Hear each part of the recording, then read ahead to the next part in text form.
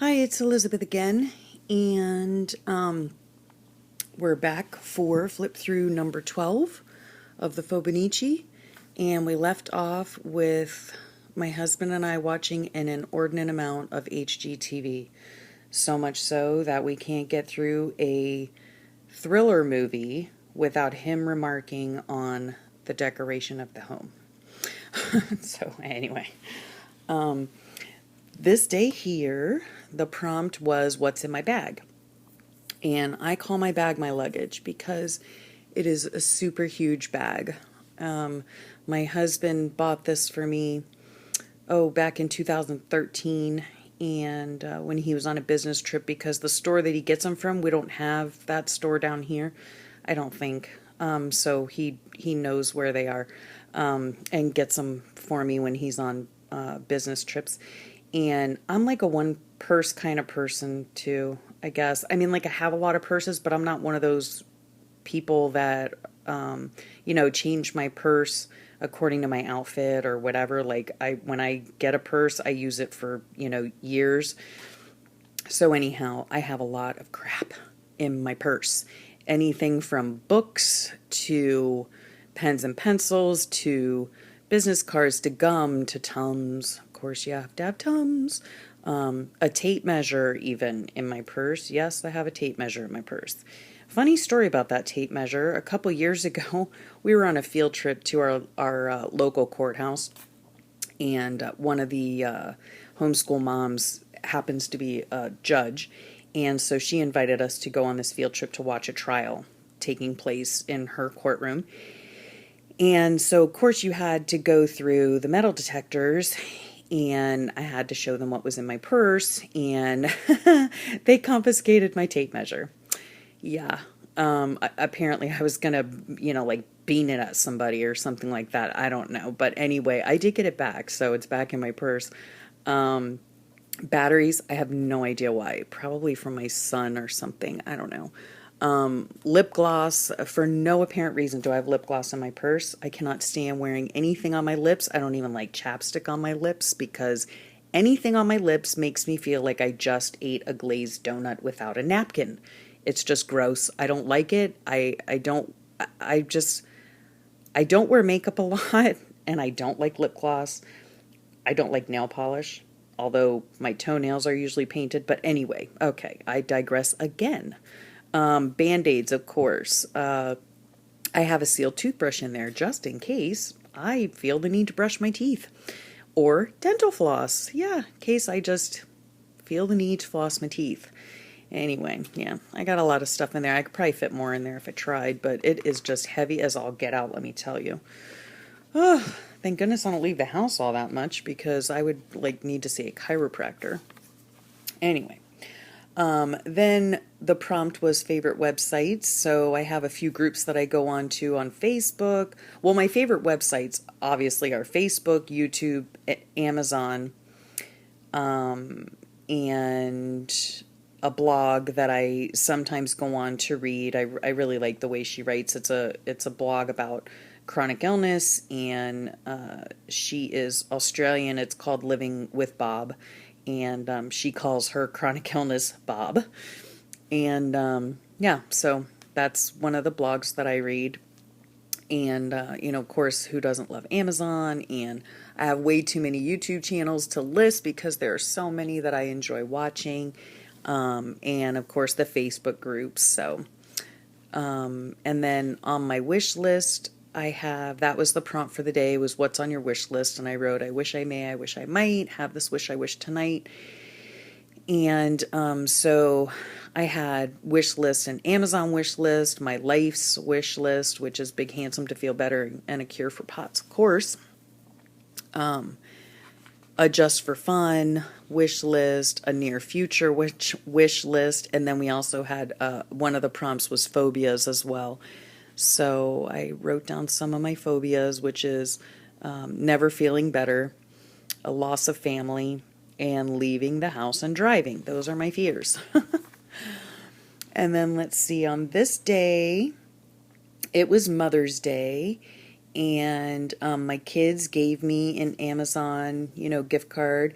And so these were the things that were actually on my wish list the day before. And so I went ahead and ordered those.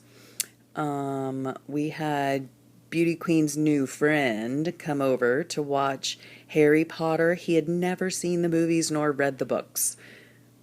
And my daughter was just incredulous over that. She couldn't believe that someone had not, read or seen, the Harry Potter series. Those are like her favorite books even now. She's in college, but she still loves Harry Potter books. And I think, the kids went after the movie. They went to Chipotle to have lunch. So. And then this day here, it was the best meal that you've had. So that was the prompt for the day. And mine is the steak salad with gorgonzola cheese at, and only at, Jupiter Beach Resort and Spa. We at times go to the resort when my husband goes on business trips, which is nice. I actually look forward to him going on business trips because I get to go to the Jupiter Beach Resort and Spa. Never been to the spa, never planned to go to the spa, but anyway, it's not about the spa, it's about the best meal. I had this salad one time and it was just the most delicious thing ever. And so that's the best meal I ever eaten, I do believe, to date. And then we had a Tangle Tuesday, so I did this tangle here and that was fun. And then one of the things was weekly rituals, which these are more like daily rituals, really. I don't know why I did this like this, but anyway, laundry, making appointments, heading to the Keys, YouTube, playing catch up on the Fobonichi, phone calls, clean something, Netflix, and Facebook. So, I mean, that's pretty much daily, except for the laundry. I only do that twice a week, but so that was that. And then Whimsical Wednesday, one of the gals on our group, the Fobonichi group, started doing Whimsical Wednesdays as a prompt. And so each Wednesday she puts out a prompt. A lot of times it has to do with, childhood memories or thinking about different experiences, which is a lot of fun because it just, obviously it brings back memories. So this one I wrote about, this is a huge ficus tree.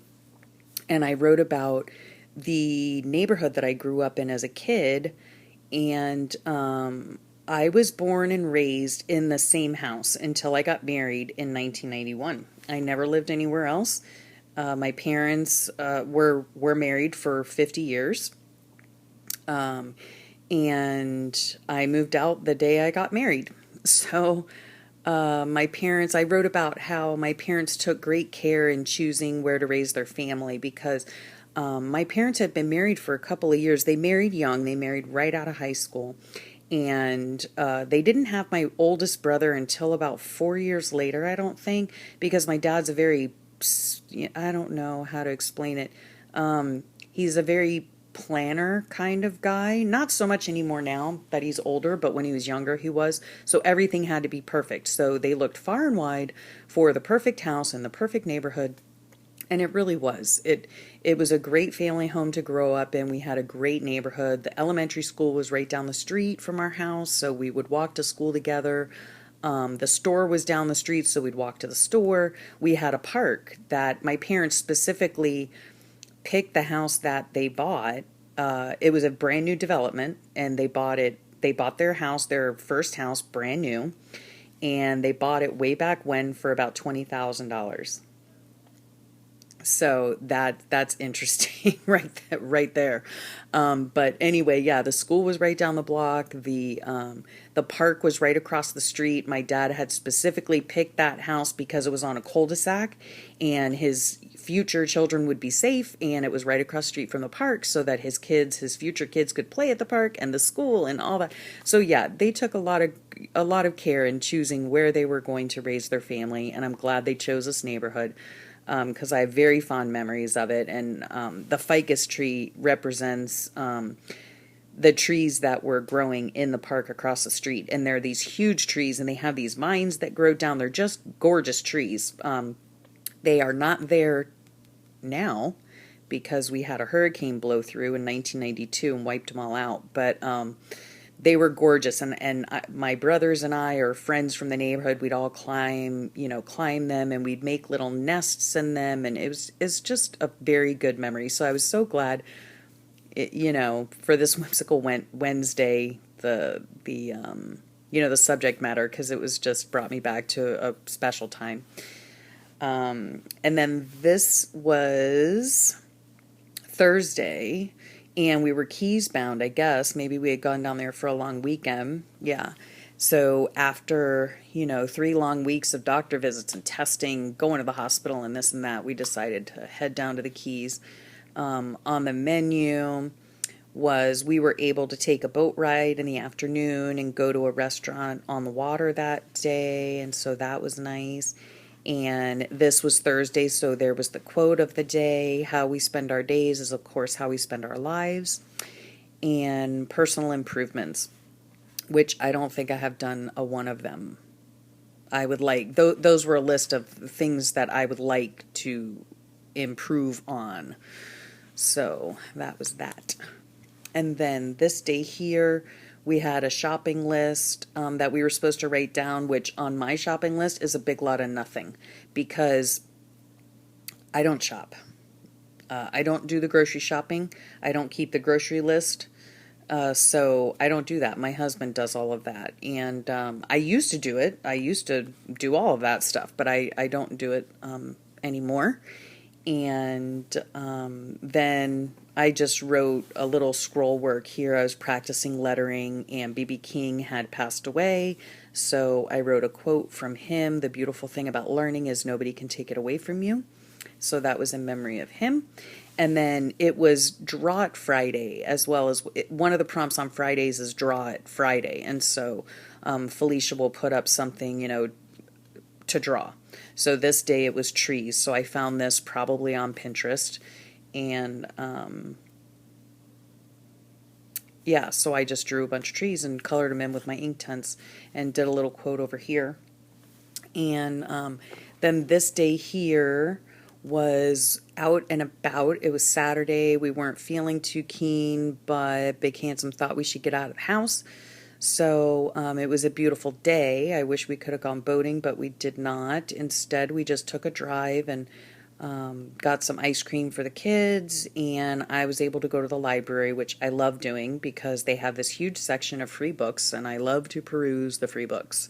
And then over here, I just did some stamping and coloring in with ink tints. And then we had places to see in our area was the prompt. So places to see in our area are something called Fairchild Gardens. It's beautiful, beautiful botanical gardens here. Vizcaya, which is like a historical home, and it's beautiful. The beaches, of course. I mean, I live in South Florida. The Everglades, which are nice in the fall, not in the summertime. Zoo Miami, which is a beautiful zoo here, and again, nice to see in the fall. Wouldn't want to go in the summer. It's way too hot. The Florida Keys, which are beautiful any which way, and the Seaquarium, which is up in Miami. And so those are places to see around here. And I think I might stop there. And thank you for watching, and I'll catch you on the next flip.